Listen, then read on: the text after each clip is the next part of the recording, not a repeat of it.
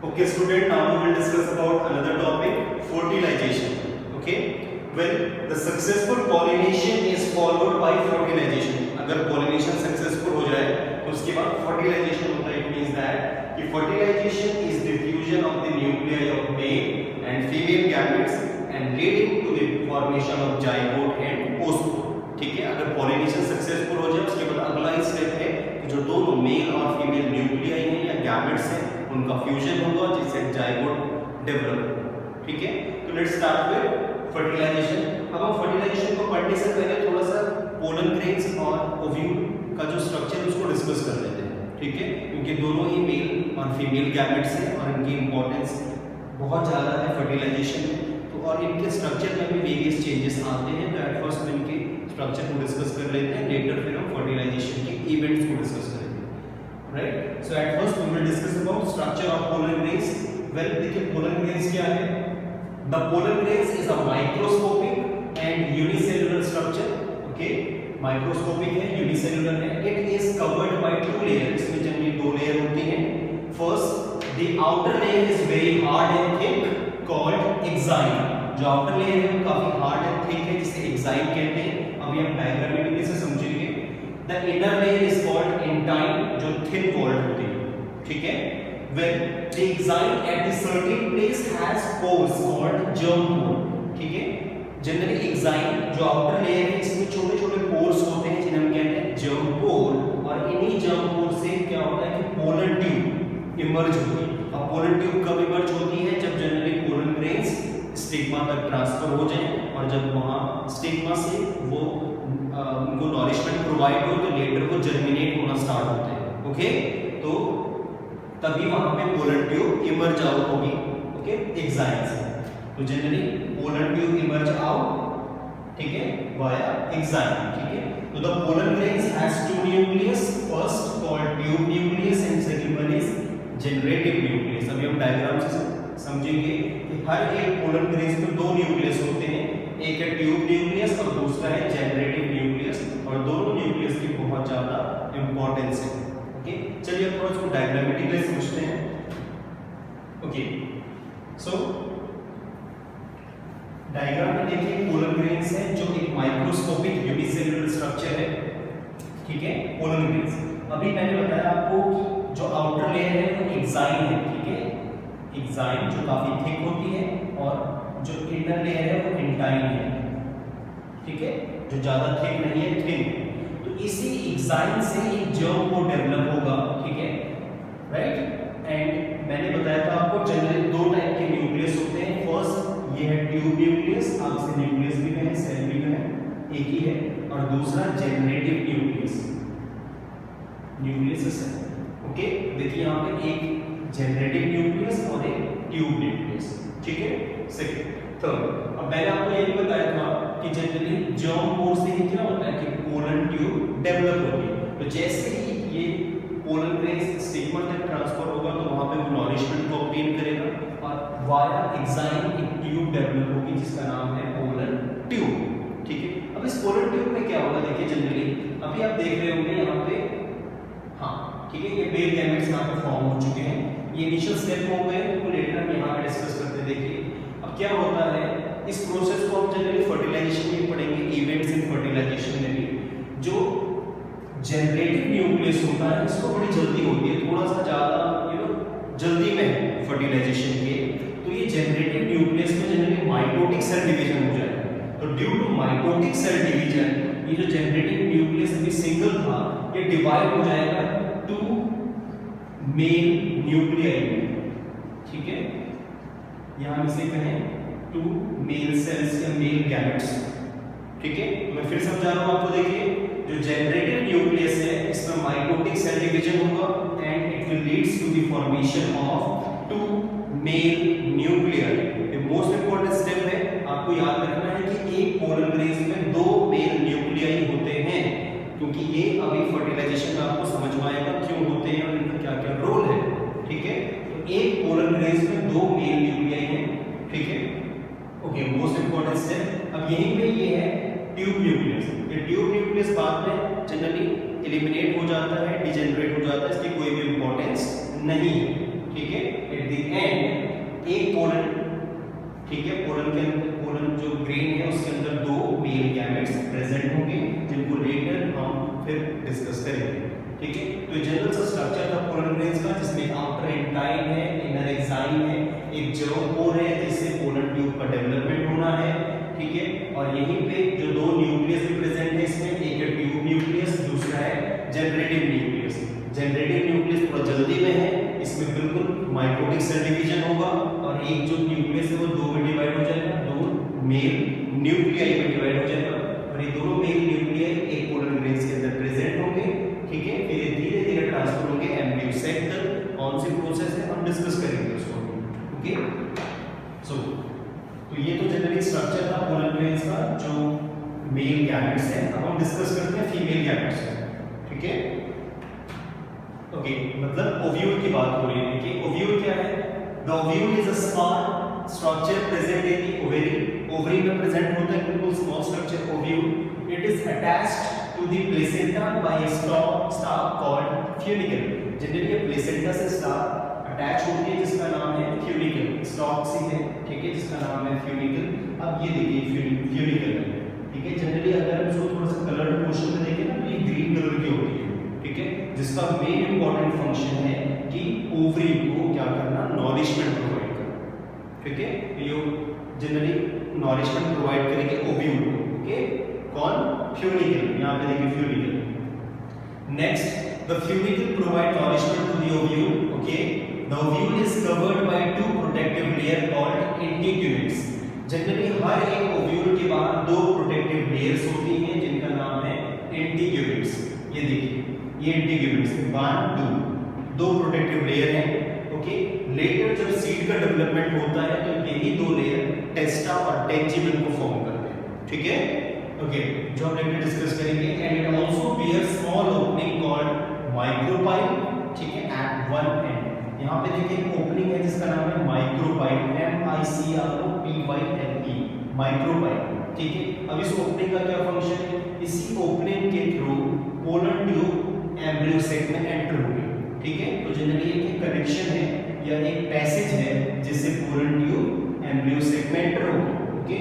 इस एंड को हम कहते हैं माइक्रोपाइल एंड और इसी का बिल्कुल उल्टा अपोजिट एंड जो है वो है चेलगेजियर एंड, ठीक है।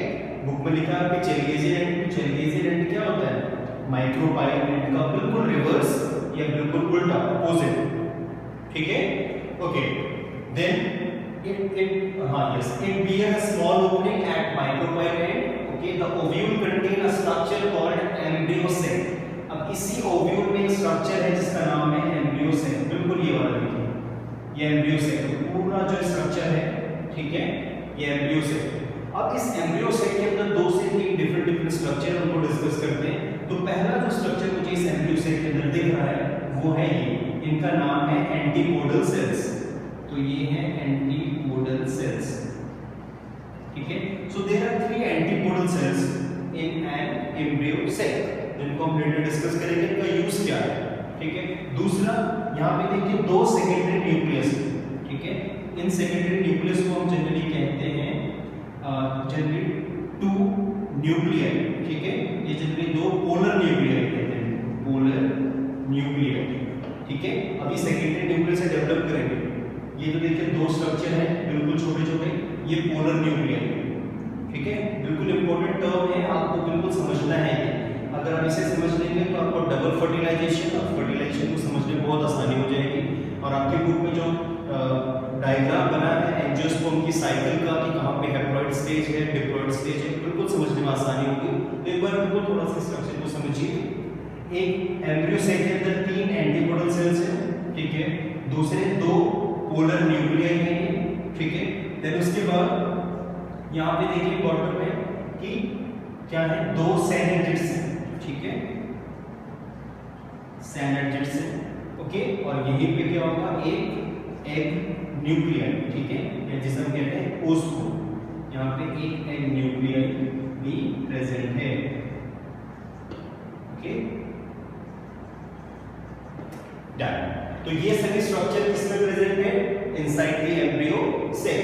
फर्स्ट 3 एंटीपोडल सेल्स, ठीक है, 2 पोलर न्यूक्लियाई, 2 synergids, ये देखिए 2 synergids हैं और एक एग न्यूक्लियस। ठीक है, तो ये बिल्कुल कॉमन सा स्ट्रक्चर था ओव्यूल का। अब हम जब डिस्कस करेंगे फर्टिलाइजेशन को, इवेंट्स इन फर्टिलाइजेशन, तो उस टाइम पे हमें हर एक जो इसमें पार्ट्स हमने लेबल किए हैं उसको हम डिस्कस करेंगे, जिससे प्रोसेस काफी इजी हो जाएगी। Okay, so let's start with events in fertilization. Fertilization में कैसे कैसे इवेंट्स होते हैं, ठीक है, उससे चीजें और आसान हो जाएंगी। Let's see well events in fertilization. देखिए डायग्रामेटिकली हम समझेंगे इसको कौन कौन से इवेंट हैं। तो फर्स्ट इवेंट जो है फर्टिलाइजेशन का ये है कि ट्रांसफर ऑफ पोलन ग्रेन्स, की पोलन ग्रेन्स ट्रांसफर हो गए। और जब पोलन ग्रेन्स ट्रांसफर होंगे, देखिए जो ए पार्ट है ये पोलन ग्रेन्स है, ये पोलन ग्रेन्स है, ठीक है। तो जो स्टिग्मा वाला जो पोर्शन है ये स्टिग्मा है, ठीक है। तो यहाँ पे पोलन ग्रेन्स में सबसे पहला काम क्या होता है जो मैंने बताया आपको, पोलन पिस्टल इंटरेक्शन, कि पोलन का और पिस्टल का इंटरेक्शन होगा। क्या ये वही ट्रू पोलन ग्रेन्स हैं जिन्हें रिक्वायरमेंट है फ्यूजन की, ठीक है, या फिर वही उसी फ्लावर के पोलन ग्रेन्स हैं? अगर है तो फिर लेटर उनको नॉरिशमेंट प्रोवाइड किया जाएगा, ठीक है। और नॉरिशमेंट प्रोवाइड होने के बाद क्या होगा कि उन्हीं पोलन ट्यूब के एक्साइन से, बताया मैंने आपको, एक्साइन से एक ट्यूब जर्मिनेट होगी जिसका नाम है पोलन ट्यूब, ठीक है। और यही पोलन ट्यूब वाया स्टाइल, ये देखिए ये स्टिग्मा है, ये स्टाइल है, ये ओवरी है, ठीक है, हमने पढ़ा था।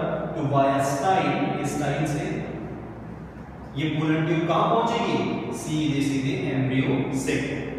क्लियर? ओके, ये सब डिस्कस कर चुके हैं, ठीक है। तो मैं फिर से रिपीट करता हूं, देखिए पोलन ग्रेन्स जर्मिनेट होंगे और पोलन ट्यूब, एक पोलन ट्यूब इमर्ज आउट होगी, ठीक है। और पोलन ट्यूब इमर्ज आउट होने से वो धीरे धीरे वाया स्टाइल एम्ब्रियो सेक में पहुंचेगी। ओके, ठीक है। फिर मैंने बताया था आपको कि जनरली एक पोलन ट्यूब में क्या होते हैं, दो टाइप के न्यूक्लियस होते हैं। First tube nucleus, second one is generative nucleus. Tube nucleus बिल्कुल यूजलेस है, उसका कुछ काम नहीं है। जनरेटिव न्यूक्लियस में जनरली क्या है कि एक न्यूक्लियस है और इसी में क्या हो जाता है, माइटोटिक सेल डिवीजन हो जाएगा। इट मींस दैट ये दो मेल न्यूक्लियाई में डिवाइड हो जाएंगे। अभी तक यहाँ पे एक पोलन ग्रेन्स था, अब यहाँ पे दो मेल न्यूक्लियाई बन चुके हैं, ठीक है। एक पोलन ग्रेन्स के अंदर कितने मेल न्यूक्लियाई हैं, दो, ठीक है। ये दो मेल न्यूक्लियाई बन चुके हैं। अब ये दो मेल न्यूक्लियाई सीधे कहां पहुंचेंगे, एम्ब्रियो सेक में, और जिस रास्ते से वो पहुंचेंगे उससे हम कौन से कहते हैं, माइक्रोपाइल एंड। अभी हमने डिस्कस किया है, ठीक है, ये माइक्रोपाइल एंड है जिससे ये यहाँ पे पहुंचेंगे, ठीक है। तो ये तो फर्स्ट इवेंट था फर्टिलाइजेशन का। अब देखिए जैसे यहाँ पे पहुंचेंगे तो क्या होगा, मैंने बताया था आपको कि यहाँ पे क्या है, देखिए ये है सिनर्जिड्स दो, और यहीं पे इनके बीच में क्या होता है, एक सेल होती है जिसका नाम है एग शेल, ठीक है। तो क्या होगा कि जैसे out of these two male nuclei, एक जो मेल न्यूक्लियाई है वो एग शेल के साथ फ्यूज हो जाएगी, ठीक है, ध्यान से समझिए। Out of these two male nuclei, एक न्यूक्लियाई एग शेल के साथ फ्यूज होगी।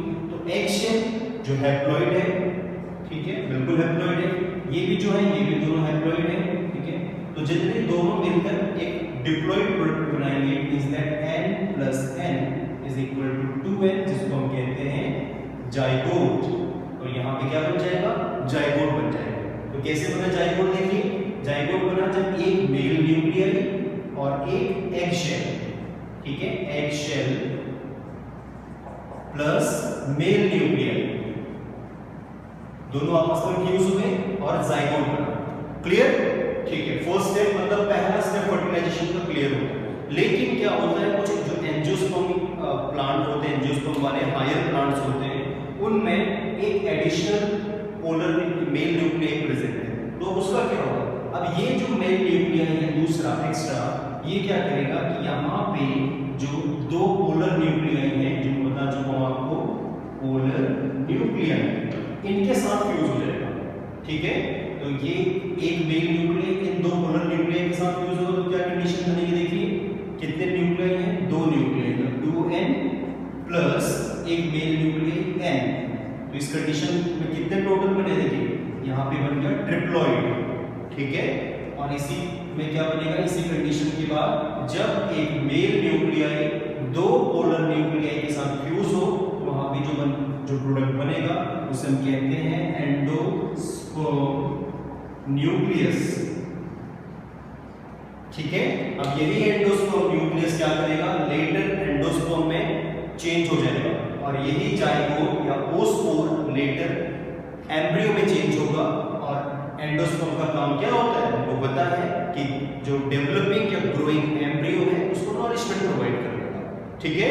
तो देखिए यहाँ पे दो पोलर न्यूक्लियाई थे, उन्होंने एक मेल न्यूक्लियाई के साथ फ्यूज होकर एंडोस्पर्म न्यूक्लियस बना लिया, ठीक है। जिसमें लेटर चेंजेस होंगे जो मैं डिस्कस करूंगा पोस्ट फर्टिलाइजेशन चेंजेस में, तो ये एंडोस्पर्म में कन्वर्ट हो जाएगा। तो यहाँ पे देखिए दो बार फ्यूजन हो गया, ठीक है, इसीलिए इसको कहते हैं ट्रिपल फ्यूजन या हम इसे कहें डबल फर्टिलाइजेशन। एक बार हम फिर डिस्कस कर लेंगे इसको।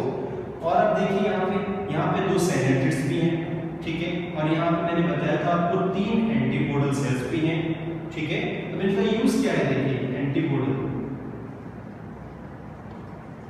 अब देखिए antipodal cell generally before fertilization पे एलिमिनेट हो जाती है, ठीक है।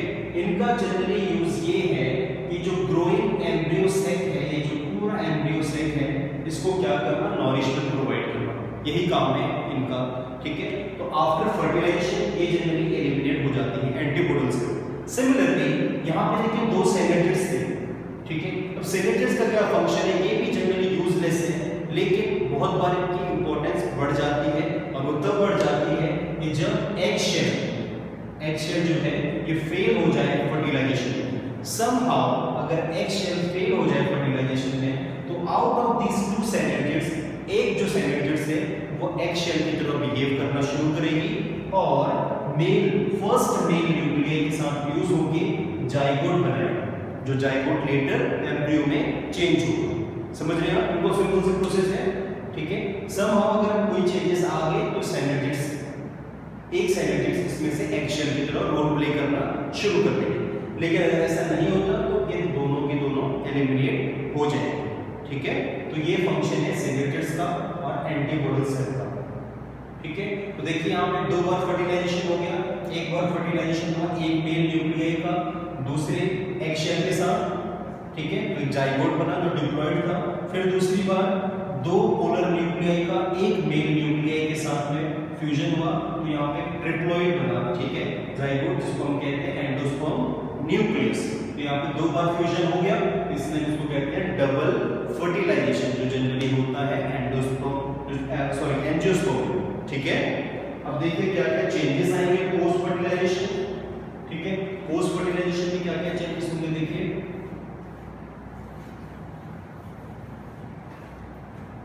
डबल फर्टिलाइजेशन ट्रिपल फ्यूजन, ठीक है। अब देखिए डबल फर्टिलाइजेशन हुआ इसमें क्योंकि देखिए in the angiosperm the different type of nuclei in the embryo cell are fertilized by two male gamete released by the polar tube in the embryo cell. मतलब जो दो डिफरेंट टाइप के nuclei present हैं जिन्हें हम कहते हैं polar nuclei, जो अभी तक मैं बता चुका हूं आपको, वो फ्यूज हो जाते हैं एक मेल गैमेट के साथ में, इसलिए इस कंडीशन को हम कहते हैं डबल फर्टिलाइजेशन, क्योंकि दो बार फर्टिलाइजेशन हो चुका है। तो क्या होगा डबल फर्टिलाइजेशन में, देखिए इससे आपको और क्लियर हो जाएगा, एग शेल, ठीक है, मेल गैमेट दोनों हैप्लॉइड है, एक जाइगोट बन गया जो डिप्लॉइड है, बिल्कुल सिंपल। एक बार फर्टिलाइजेशन हो गया, दूसरी बार देखिए जिसको हम कहते हैं सेकेंडरी न्यूक्लियस ना किया गया, उसको पोलर न्यूक्लियाई कहते हैं, ठीक है, ये बिल्कुल करेक्ट टर्म है। सेकेंडरी न्यूक्लियस में ठीक है, पोलर न्यूक्लियाई प्लस एक मेल गैमेट, दो पोलर न्यूक्लियाई हैं एक मेल गैमेट, दोनों क्या बनाएंगे एंडोस्पर्म न्यूक्लियस। ये भी एंडोस्पर्म ही बनेगा, ये होगा भी एंडोस्पर्म न्यूक्लियस जो लेटर एंडोस्पर्म में चेंज होगा। तो इसलिए देखिए यहाँ पे ट्रिपल फ्यूजन हो गया, दो न्यूक्लियाई हैं पोलर और एक मेल गैमेट है, तो कितना फ्यूजन हुआ, ट्रिपल फ्यूजन। इसलिए हम इसको ट्रिपल फ्यूजन भी कहें या हम इसको डबल फर्टिलाइजेशन कहें, क्योंकि दो बार फर्टिलाइजेशन हुआ, ठीक है। तो स्टूडेंट ये चेंजेस थे। अब हम डिस्कस करते हैं कि ये तो थे प्री, ठीक है, कि जो इवेंट्स होते हैं फर्टिलाइजेशन में, आफ्टर फर्टिलाइजेशन क्या क्या चेंजेस आएंगे, देखिए उसको डिस्कस कर लेते हैं। Post fertilization changes, well post fertilization changes में क्या है, the develops into an embryo, ठीक है, मतलब द जाइगोट, ठीक है, the zygote develops into an embryo. जो जाइगोट है जिसे हम ओस्पोर भी कहते हैं, ये लेटर एम्ब्रियो में डेवलप हो जाएगा, एम्ब्रियो में चेंज हो जाएगा, ठीक है, okay, by repeated division. Similarly the synergids and antipodals are disappear, दोनों के दोनों डिसअपीयर हो जाएंगे, बिल्कुल यूजलेस है। Next the two integuments develop into the seed coat. जो दो इंटीग्यूमेंट्स मैंने बताया था आपको, जो प्रोटेक्टिव इन नेचर है, ये क्या करते हैं, जो ओवरी को प्रोटेक्ट करते हैं, ठीक है, ये सीड कोट में कन्वर्ट हो जाएंगे, मतलब आउटर कौन सा बनेगा, टेस्टा, और इनर टेंजिबल, ठीक है, जो सीड है उसमें कन्वर्ट हो जाएंगे, सीड कोट को प्रोटेक्ट करेंगे। It means that the ovule, ठीक है, the ovule is converted into seed. जो ओव्यूल है वो सीड में कन्वर्ट होगा, and similarly the ovary mature into fruits. जो ओवरी है वो फ्रूट में मैच्योर हो जाएंगे, ठीक है। इंपॉर्टेंट चेंज है कि लेटर जो ओवरी है वो फ्रूट में चेंज होगी, और जो सीड है, जो ओव्यूल है, वो सीड में कन्वर्ट होगा, और इसी सीड में दो प्रोटेक्टेड कवरिंग होगी, टेस्टा एंड टेंजिबल, ठीक है। सिमिलरली कैलिक्स, कोरोना जितने भी हैं ये डिसअपीयर हो जाएंगे, इनकी कोई रिक्वायरमेंट रहती नहीं है, ठीक है। लेकिन कुछ कंडीशंस होती हैं कुछ प्लांट्स में, जैसे बनाना है, पपाया, ग्रेप एंड ऑरेंज, ठीक है, द ओवरी में develop into the fruit without fertilization. अब देखिए पहले फर्टिलाइजेशन हुआ तभी तो ओवरी डेवलप हुई फ्रूट में, ओवरी चेंज हुई फ्रूट में, डेवलप हुई फ्रूट में। लेकिन कुछ प्लांट ऐसे हैं जिनमें बिना फर्टिलाइजेशन के ही ओवरी फ्रूट में डेवलप हो जाती है, चेंज हो जाती है, तो उस कंडीशन को हम कहते हैं पार्थेनोकार्पिक, और उन फ्रूट्स को हम कहते हैं पार्थेनोकार्पिक फ्रूट। कौन कौन से देखिए, पपाया, ग्रेप, ऑरेंज एंड बनाना, ये पार्थेनोकार्पिक फ्रूट है जिनमें ओवरी डायरेक्टली फ्रूट में कन्वर्ट हो जाएगी बिना फर्टिलाइजेशन के, ओके। तो ये पार्थेनोकार्पिक फ्रूट में अगर फर्टिलाइजेशन होगा ही नहीं तो ये कैसे होंगे, ये सीडलेस फ्रूट्स होंगे, मतलब इनमें सीड्स होगा ही नहीं, ठीक है। तो स्टूडेंट ये चेंजेस थे post fertilization changes, I hope आपको समझ में आए होंगे।